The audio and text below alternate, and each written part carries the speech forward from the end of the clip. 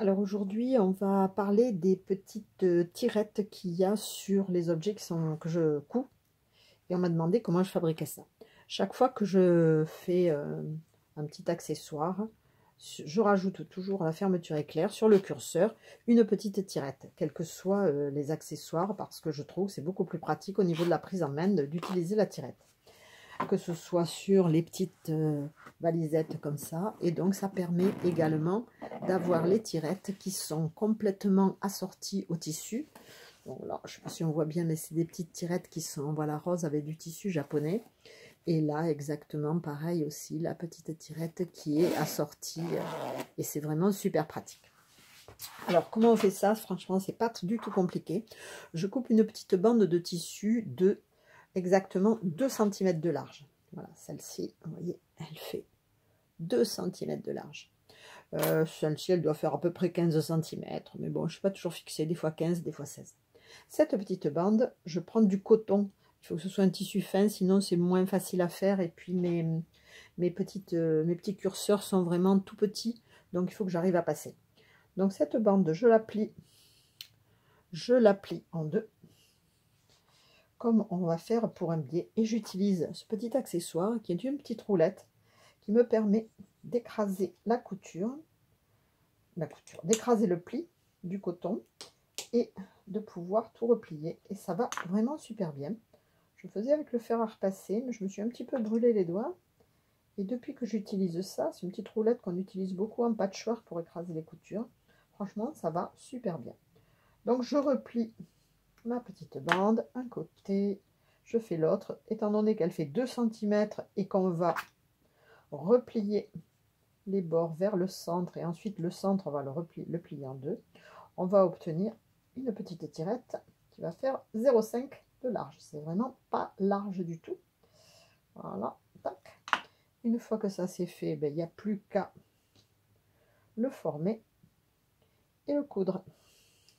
Alors avant de le coudre, si on va le coudre, le former d'abord. Voilà, on replie, on plie en deux, on s'arrange pour que tout tombe bien. Voilà, un petit coup de roulette dessus, ça permet de tout maintenir. Parce que franchement, poser des épingles sur 0,5 de large, c'est quand même pas très aisé, on va dire. Hop. Voilà, ma tirette est prête. On va la coudre à la machine. Donc me voilà près de ma machine à coudre. Comme vous pouvez le constater, c'est une machine qui est ancienne, elle date de 1902 et elle coud vraiment très bien. Alors je l'aime beaucoup, j'ai une affection particulière pour cette machine qui me permet de faire des petites piqûres. Voilà, donc je reforme mon petit biais de manière à ce que ça tienne bien en place. Alors cette machine elle a quand même une particularité, c'est qu'en 1902 il n'y avait pas de marche arrière, donc elle n'a pas de marche arrière. Mais bon, vous verrez comment je procède. Je fais différemment, juste différemment. Nous voilà partis. Donc on y va tranquillement. On reforme le biais, on le tient bien. Et on avance petit à petit.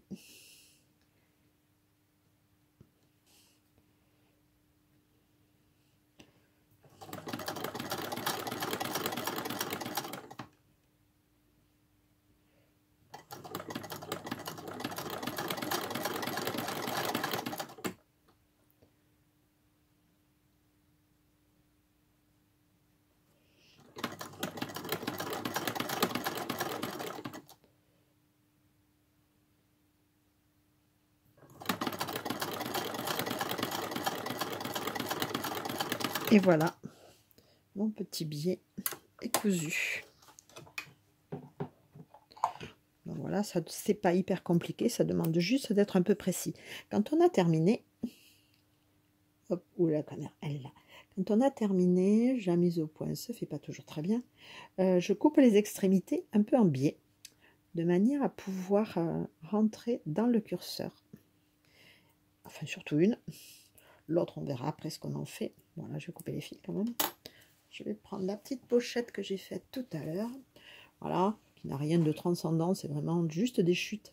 Et on voit le petit curseur qui est là, c'est vraiment pas très grand.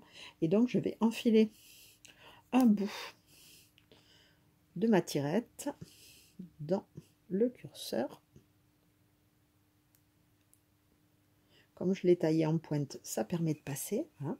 Une fois que c'est rentré, je vais le plier en deux et je vais coudre un petit bout à plat. Donc là, vous voyez, j'ai ma tirette et je vais faire une petite piqûre juste là. Alors pour ça, je vais fermer, je vais me remettre à ma machine et on va faire une petite piqûre toute petite. Il n'y a pas besoin d'en faire énormément, on va faire quelques allers-retours. Et comme j'ai dit que cette machine, elle ne sait pas faire aller-retour, elle sait faire que aller. On évite de piquer sur le curseur, quand même, on s'arrête avant. Je suis obligée de pivoter et de tourner comme ça. Voilà. C'est comme ça qu'on faisait la marche arrière autrefois. Il n'y avait pas moyen de faire autrement, puis ça n'existait pas. On retourne. Je le fais 3-4 fois, histoire de sécuriser mon point. Et une fois que c'est fait, je vais pouvoir couper mes fils.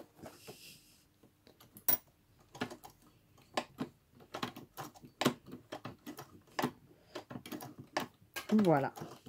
Je pense que là, c'est bon, elle a terminé. Voilà, il n'y a plus qu'à couper les fils et on se retrouve avec une petite tirette. Celui-là, on va le tailler un petit peu en biais aussi. Voilà. On se retrouve avec notre petite tirette. Il reste des petits fils à couper. Et voilà.